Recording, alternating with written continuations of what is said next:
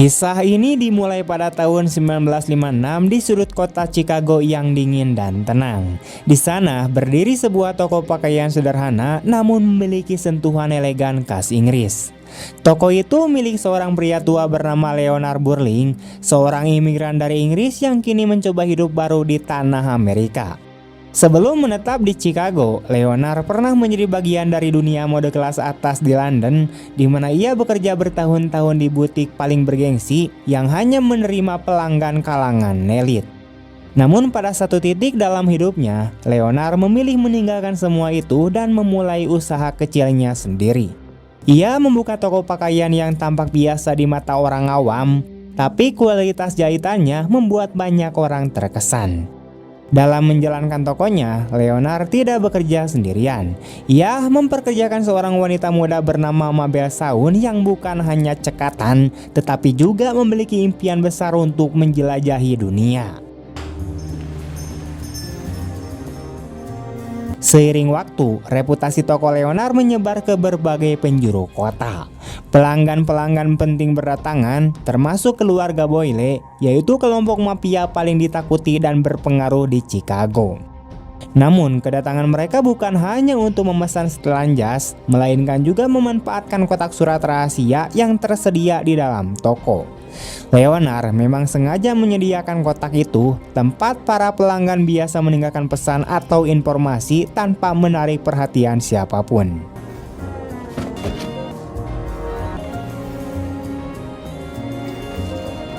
Suatu malam, Richie Boyle, anak laki-laki tunggal dari keluarga Boyle, datang ke toko bersama Francis, yaitu tangan kanan ayahnya.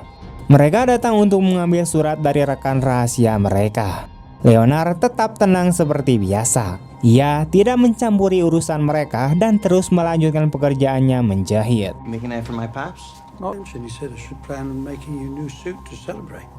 Di antara tumpukan surat, Prancis menemukan satu yang mencurigakan, sebuah pesan dari organisasi mafia besar bernama The Outfit.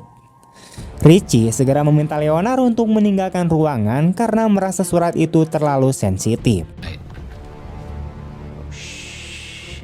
Will you excuse me, gentlemen? Saat menunggu di luar, Leonard kemudian bertemu dengan Mabel yang saat itu sedang menunjukkan bola salju kecil, itu sebuah hadiah dari kenalannya. Mabel bercerita bahwa ia suka mengoleksi bola salju dari tempat-tempat terkenal di dunia seperti Menara Eiffel, Big Ben, dan Barcelona. Ia memiliki impian untuk suatu hari nanti bisa melihat semua tempat itu secara langsung. Ia juga sempat bertanya-tanya mengapa Leonard yang punya keahlian hebat justru memilih membuka toko kecil di Chicago, bukan di kota besar lainnya di dunia. What's wrong with you? See you tomorrow. Setelah Richie dan Prancis pergi, Leonard bercerita bahwa pemilik toko jam di sebelah pernah memintanya untuk mengenalkan Mabel. Namun Mabel menolak tawaran itu karena ia sudah dekat dengan seseorang. Dari situ Leonard mulai curiga dan benar saja ia menduga bahwa Mabel menjalin hubungan dengan Richie. Ia pernah melihat gelagat mereka yang tampak saling menggoda satu sama lain. Leonard kemudian memperingatkan Mabel, Richie bukan pria biasa. Ia adalah bagian dari keluarga mafia dan di sekelilingnya ada bahaya yang tidak bisa dianggap enteng. Namun Mabel bersikeras bahwa ia tahu apa yang ia hadapi dan mengaku sanggup mengendalikan situasi. Ia juga meminta kenaikan gaji dengan alasan ia ingin menabung agar bisa mewujudkan impiannya, yaitu menjelajah dunia. Leonard tidak langsung menolak, tapi mengatakan bahwa ia akan mempertimbangkannya jika Mabel bisa meningkatkan keterampilannya, bahkan dalam hal sederhana seperti melipat kain dengan benar. You're entitled to your own. Fair enough. Setelah toko tutup malam itu, Mabel pulang ke rumah, sementara Leonard memilih tinggal untuk menyelesaikan pekerjaannya. Larut malam, ia tertidur di meja kerjanya dan bermimpi tentang masa lalunya yang tragis yang berkaitan dengan api dan kehilangan. Ia terbangun karena mendengar suara pintu dibuka dan ternyata itu adalah Mabel dan Richie yang bertemu diam-diam di toko. Hal ini membuktikan bahwa dugaan Leonard tentang hubungan mereka memanglah benar. Dalam pertemuan itu, Richie bercerita kepada Mabel tentang hubungannya dengan Perancis yang tidak pernah ia anggap sebagai keluarga.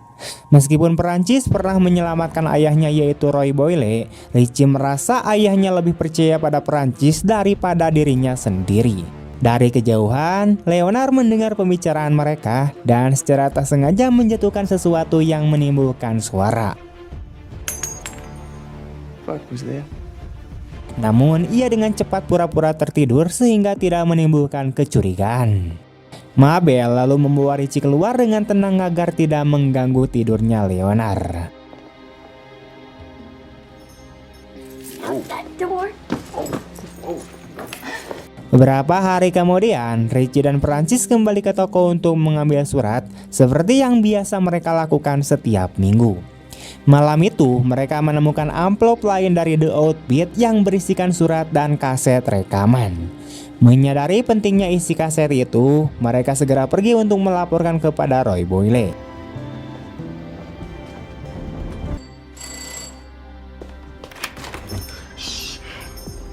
Namun tak lama kemudian mereka kembali dalam keadaan panik. Richie mengalami luka tembak parah di perut dan Perancis membawanya ke ruang belakang tempat Leonard biasa bekerja. Perancis menghubungi Roy dan memberitahunya bahwa mereka diserang oleh kelompok mafia saingan bernama La Fontaine dan kini bersembunyi di toko Leonard. Roy mengatakan bahwa ia akan segera datang untuk menjemput mereka. Perancis lalu meminta Leonard untuk menjahit luka Richie agar pendarahannya itu berhenti. Leonard awalnya ragu karena tidak terbiasa mengobati orang, tetapi akhirnya setuju karena memiliki sedikit pengalaman tempur di masa lalu. Richie menahan rasa sakit luar biasa karena lukanya dijahit tanpa anestesi dan akhirnya kemudian pingsan. Namun Leonard berhasil menghentikan pendarahan.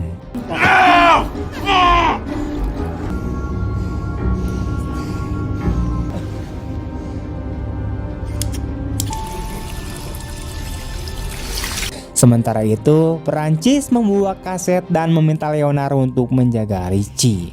Leonard menolak karena tidak ingin lebih jauh terlibat dalam urusan mafia, tetapi Perancis bersikeras bahwa hanya toko itu yang aman. Need to play this tape tonight, the rat don't wake up tomorrow. Like it or not, now you're part of the family. Perancis selalu menjelaskan bahwa kaset itu berisi rekaman penyadapan yang dilakukan terhadap salah satu anggota keluarga Boyle. Ia mencurigai ada pengkhianat yang bekerja sama dengan FBI dan memasang alat penyadap di tempat yang sering dikunjungi oleh keluarga Boyle. Awalnya, Perancis dan Richie ingin memutar kaset itu di tempat lain, tetapi mereka disergap oleh kelompok La Fontaine dan Richie terluka. Banyak kelompok mafia menginginkan kaset itu agar bisa menghancurkan keluarga Boyle. Setelah Perancis pergi mencari pemutar kaset, Richie akhirnya sadar. Leonard mengatakan bahwa ia tahu tentang kaset dan pengkhianatan itu dari Perancis, lalu bertanya apakah Richie mencurigai seseorang. So he told you all that, but he didn't tell you where he was going. Why would he place himself in charge, arrest him?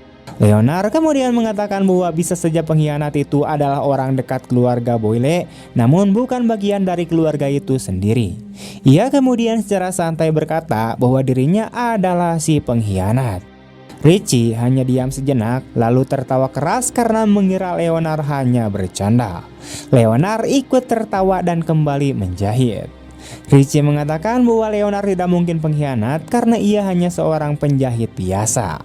Leonard pun menjelaskan bahwa dirinya bukanlah penjahit biasa, tetapi seorang cutter, yaitu profesi yang berbeda dan lebih tinggi karena membutuhkan pelatihan bertahun-tahun di toko mode terbaik dunia bernama The Row di London.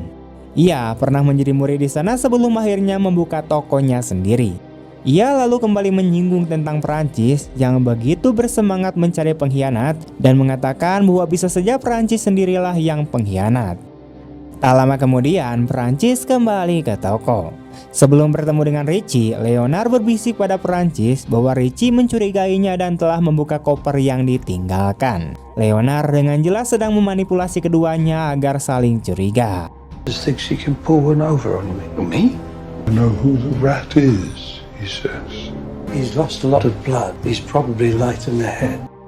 Richie pun mulai menginterogasi Perancis dan mempertanyakan mengapa hanya ia yang tertembak, sedangkan Perancis tidak mengalami luka sama sekali. Perancis mengklaim bahwa ia hanya beruntung malam itu. Ia lalu mengatakan bahwa ia ingin memutar kaset itu sekarang juga, tetapi Richie menolak karena ingin menunggu ayahnya. Pertengkaran mereka memanas hingga terjadi perkelahian dan saling tarik-menarik atas kaset itu. You touch me again, I'll break your fucking arm. You understand? Saat mereka menyadari koper tersebut kosong, keduanya mengacungkan senjata.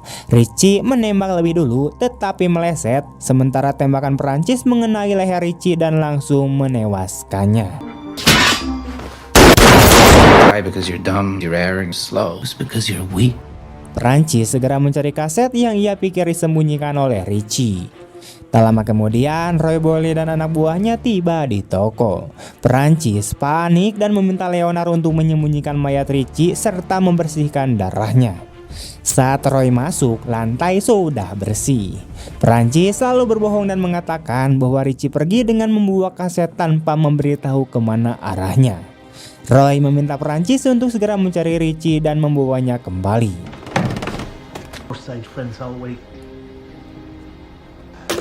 He shows up at any of our double here. I'm staying here. I don't like him being out there any more than you do, and Francis, bring my boy back to me. Sambil menunggu, Roy menjelaskan bahwa The Outfit adalah organisasi mafia terbesar di dunia yang memiliki jaringan internasional, dan mereka menawarkan aliansi kepada keluarga Boyle karena hanya merekalah yang berani melawan La Fontaine. The Outfit membantu mereka dengan memberikan kaset penyadapan untuk mengungkapkan pengkhianat. Leonard tampak terkejut dan bertanya mengapa Roy tiba-tiba memberitahu semua itu, karena sebelumnya mereka tidak pernah berbicara tentang urusan mafia. Roy mengatakan bahwa ia menyadari Richie masih ada di toko karena mantel miliknya masih tergantung, dan ia tahu bahwa Richie tidak akan pernah meninggalkan mantelnya di musim dingin. Well, why are you telling me all this? Because that's Richie's coat. That day, the wrong hand comes crashing down. You want to get clear of this, you need to tell me what really happened. I've left without it. We're in Chicago, you went out without a coat. Merasa Leonard menyembunyikan sesuatu, Roy mengancamnya dengan pistol. Went to Richie. Francis shot. Sebelum Leonard bisa menjawab, Perancis masuk membawa Mabel sebagai sandera. Leonard yang takut Mabel akan dibunuh oleh Perancis segera mengarang cerita bahwa Richie merasa malu karena Perancis berhasil menembak 4 orang La Fontaine, sedangkan ia tidak menembak siapapun. Maka Richie memutuskan untuk kembali ke markas La Fontaine untuk membuktikan dirinya. I ain't good at riddles. English said you shot somebody. oh yeah, Francis shot 4 of La Fontaine's men. Richie made a promise not tell you. made Richie a promise. English. He said he had to go kill someone. Kill who? La Fontaine. Leonard juga menjelaskan bahwa Richie melarangnya untuk memberitahu Roy agar ia tidak khawatir. Roy lalu bertanya mengapa Perancis membawa Mabel. Perancis kemudian menjawab bahwa Richie mungkin pergi ke rumah Mabel karena dia adalah pacarnya. Saat Roy bertanya pada Mabel tentang keberadaan Richie, Mabel mengaku tidak nyaho. Perancis kemudian menyela dan mengatakan bahwa ia melihat noda darah di karpet rumah Mabel yang mungkin milik Richie. Roy yang mulai kehilangan kesabaran mulai mengancam Mabel dengan kekerasan. Where's Richie? I don't know. Back up, English. This ain't your purview. You can kill any one of them who won't find your child. You can kill, find your child. Leonard segera menenangkan Roy dan mengungkapkan bahwa ia pernah kehilangan istri dan anak dalam kebakaran dan kini menganggap Mabel seperti anaknya sendiri. Tiba-tiba telepon berdering dan Leonard mengangkatnya. Ia pun berpura-pura bahwa itu adalah panggilan dari Richie yang mengatakan sedang bersembunyi di alamat tertentu. Roy dan anak buahnya segera pergi ke lokasi tersebut, sementara Perancis memilih untuk tinggal. I should wait back. Keep an eye on them, huh? Make sure they don't go nowhere. Leonard lalu mengungkapkan kebenaran bahwa ia sengaja memberikan alamat palsu agar kelompok La Fontaine bisa menyergap Roy dan anak buahnya. Ia juga mengungkapkan bahwa Mabel adalah pengkhianat yang mereka cari selama ini. Melalui hubungan spesialnya dengan Richie, Mabel berhasil mengumpulkan informasi keluarga Boyle dan menjualnya kepada La Fontaine. Karena tahu akan segera ketahuan, Mabel bekerja sama dengan FBI dengan cara menyadap dan merencanakan penangkapan seluruh keluarga Boyle. Leonard mengetahui semuanya, tetapi memilih melindungi Mabel karena tahu Mabel ingin mengumpulkan uang demi impiannya menjelajahi dunia. You were the fucking rat? You stole the tape. No, that was me. I had a lot sitting in a garret reading all about your funeral. Leonard juga yang menyembunyikan kaset asli dan menggantinya dengan rekaman suaranya sendiri. Rencananya, kaset asli akan diberikan ke FBI agar mereka bisa menyingkirkan kelompok mafia Boyle dan LaFontaine sekaligus. Option A, we all die. Option B, you run the Boyle. If Roy Boyle died tonight, who will be in charge of organization? Make the goddamn call. So what the fuck really happened to Richie?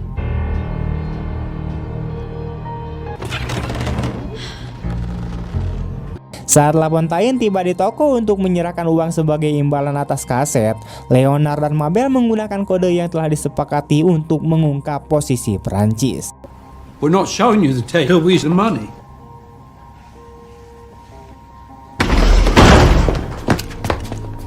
I put a gun to Roy Boyle and watch him die. I removed all the bullets from his gun. LaFontaine dan anak buahnya kemudian langsung menembak mati Perancis. Setelah LaFontaine pergi, Leonard memberitahu Mabel bahwa ia adalah orang yang mengirim kaset itu ke keluarga Boyle atas nama The Outfit. Everything that happened, you set it all up. They didn't send those messages. You did. It's just a fake. But these two seeming suits appears to consist of two parts, different fabric. Remaining Boyle, Madame LaFontaine, the murderer Roy Boyle. This contains everything that went on here this evening. Malam itu, Leonard menyuruh Mabel untuk pergi menjelajahi dunia dengan uang yang telah ia dapatkan. Spend your best year taking care of I remain you. Ia mengemasi barang-barangnya dan membakar tokonya untuk menghapus semua bukti. Namun, Perancis yang ternyata masih hidup muncul dan menembak Leonard meskipun tembakannya hanya melukai lengannya. Leonard lalu mengungkapkan jati dirinya, di mana ia dulunya juga seorang bos mafia, tetapi setelah meninggalkan dunia kriminal dan pindah ke London, keluarganya dihabisi oleh orang-orang dari masa lalunya. Hal itu mendorongnya untuk pindah ke Chicago untuk memulai hidup yang baru dan menjadi pribadi yang lebih baik. It was work.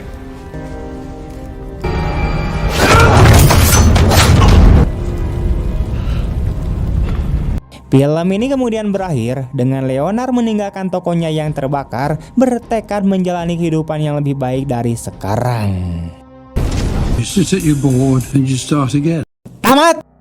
Dari kisah ini, kita belajar bahwa masa lalu yang kelam tidak selalu harus menentukan masa depan seseorang. Leonard Burling adalah contoh nyata bahwa seseorang yang pernah hidup dalam dunia kegelapan tetap memiliki pilihan untuk berubah dan menjalani hidup yang lebih baik. Ia memilih untuk tidak membalas dendam dengan kekerasan, tetapi menggunakan kecerdasan, kesabaran, dan hati nurani untuk menyelamatkan orang lain dan menembus masa lalunya. Di sisi lain, cerita ini juga memperingatkan kita bahwa keserakahan, pengkhianatan, dan haus akan kekuasaan hanya akan membawa kehancuran. Dalam dunia yang penuh tipu daya, terkadang kepercayaan adalah hal yang paling langka dan keputusan yang tampak kecil bisa mengubah segalanya. Tapi seberapa dalam luka yang ditinggalkan masa lalu, manusia masih memiliki kesempatan untuk menembusnya asalkan ia berani memilih jalan yang benar. Oke, terima kasih banyak telah menonton sampai akhir. Jika kalian suka dengan video ini, jangan lupa untuk like, comment, share kemanapun kalian suka. Sampai jumpa di hari esok dan terima kasih banyak telah menonton. See you next time, bye bye.